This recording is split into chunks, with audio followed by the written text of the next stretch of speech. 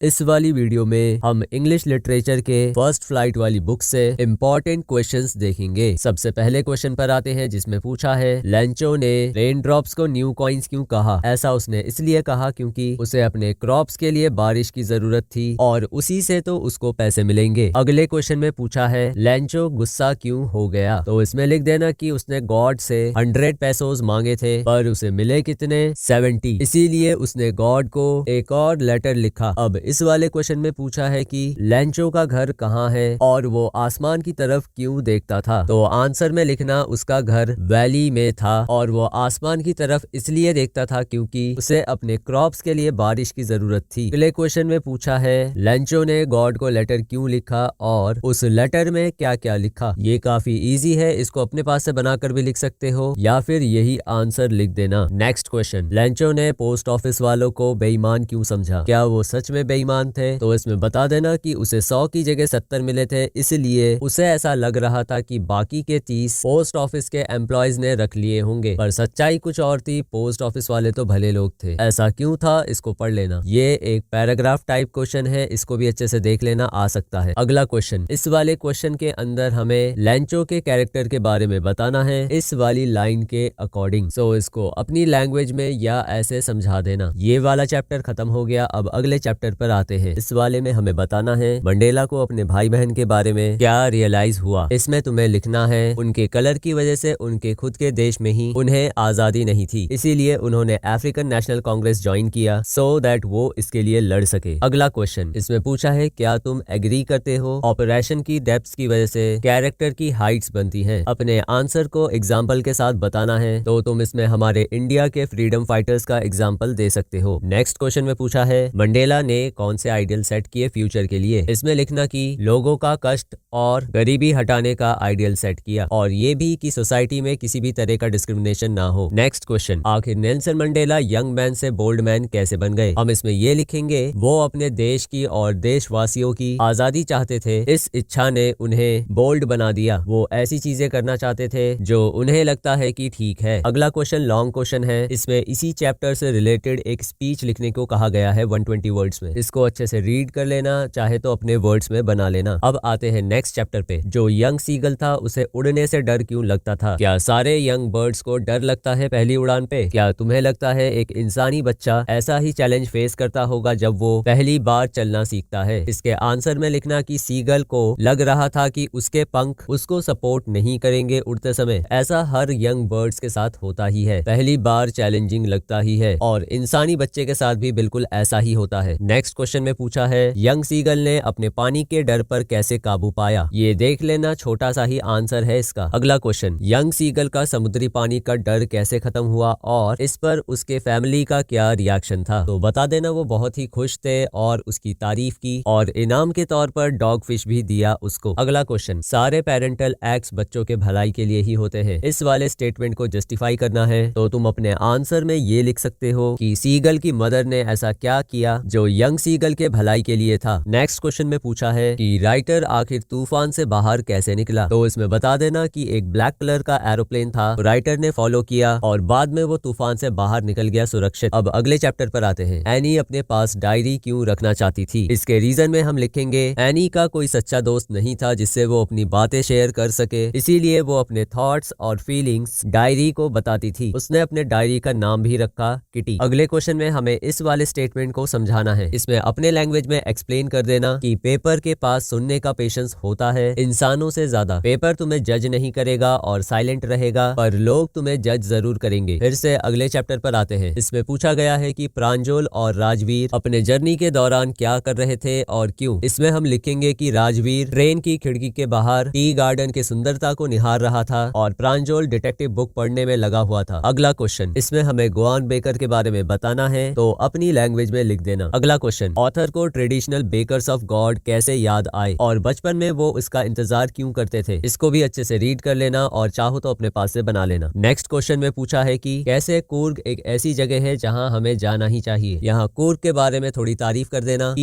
ये एक पैराडाइज जैसी जगह है और इसकी सुंदरता के बारे में बताना। अब नेक्स्ट चैप्टर पे आते हैं। मैक्सवेल ने क्यों डिसाइड किया कि उसे ऑटर को पालना चाहिए और उसे ये ऑटर कहाँ से मिला। एक्चुअली उसके पालतू डॉग के जाने के बाद मैक्सवेल की इच्छा थी कि वो ऑटर को पाले क्योंकि उसकी लाइफ काफी सूनी सूनी थी। उसके दोस्त ने सजेस्ट किया कि वो टिग्रिस से ऑटर लेकर आए क्योंकि वहाँ पर ऑटर ज्यादा तादाद में है। अगले क्वेश्चन में पूछा है कि मैक्सवेल ने ऐसा क्यों कहा एयर होस्टेस को the very queen of her kind. इसमें हम लिखेंगे एयर होस्टेस ने ऑटर को बॉक्स से निकालने की परमिशन दे दी थी और वो मैक्सवेल से सिंपैथी रखती थी। अब है अगला चैप्टर, वल्ली ने कैसा रिएक्शन दिया जब एक पैसेंजर ने उसे चाइल्ड कहा और कंडक्टर इस पर क्या बोला। तो बता देना वल्ली को ये पसंद नहीं आया और वो गुस्सा थी और उसने कहा कि वो बच्ची नहीं है। कंडक्टर ने वल्ली के रिएक्शन को देखकर मजाक में कहा कि वाकई में वो एक ग्रोन अप मैडम है। नेक्स्ट क्वेश्चन, ये वाला क्वेश्चन खुद से पढ़ लेना क्योंकि इसी क्वेश्चन के अंदर 70% स्टोरी छुपी हुई है। नेक्स्ट क्वेश्चन, अगर हम कुछ पाना चाहते हैं तो हमारे रास्ते में मुश्किलें आती हैं। अब ये बताओ वल्ली को क्या करना पड़ा बस की सवारी करने के लिए। इसका आंसर अच्छे से देख लेना और रीड कर लेना। नेक्स्ट चैप्टर पे आते हैं। इसमें हमें बताना है कि बुद्धा दुनिया के बारे में क्या कहते थे। ये बहुत इजी सा है, इसको भी देख लेना। नेक्स्ट क्वेश्चन, कीसा गौतमी को कैसे समझ आया कि लाइफ और डेथ नॉर्मल प्रोसेस है। कीसा गौतमी अपने बेटे के मरने के बाद होपलेस हो चुकी थी तो बुद्धा ने उससे कहा कि तुम ऐसा घर ढूंढ कर दिखाओ जहाँ किसी ने भी अपने लव्ड वन को नहीं खोया हो, पर वो ऐसा कर नहीं पाती। बाद में वो शहर के फ्लिकरिंग लाइट्स को देखकर समझ जाती है कि लाइफ और डेथ तो नॉर्मल प्रोसेस है। अगले चैप्टर पर आते हैं। जब नतालिया को पता चला कि लोमोव मैरिज प्रपोजल के लिए आया था तो उसका क्या रिएक्शन था। इसमें लिखना कि ये दोनों मिलकर लोमोव की बुराई करने लगते हैं, लेकिन बाद में पता चलता है कि लोमोव मैरिज प्रपोजल के लिए आया था। इस पर वो अपने फादर को ब्लेम करती है कि उसने पहले क्यों नहीं बताया और वो ड्रामा करती है। कैसे, यहाँ लिखा हुआ है, बता देना। अगला क्वेश्चन, दूसरों को माफ कर देना और भूल जाना काफी हद तक मदद करता है हमारे कॉर्डियल रिलेशन को मेंटेन करने के लिए। क्या इस प्ले के जरिए तुम तक ये मैसेज पहुंचा? इसको एक्सप्लेन करते हुए अपने लैंग्वेज में लिख देना। सारे चैप्टर्स हो चुके हैं, बस इस वाले बुक की पोएम्स बची हैं, वो नेक्स्ट वीडियो में मिलेगी। वीडियो को लाइक और शेयर करना मत भूलना। तब तक लेवल अप योर लर्निंग।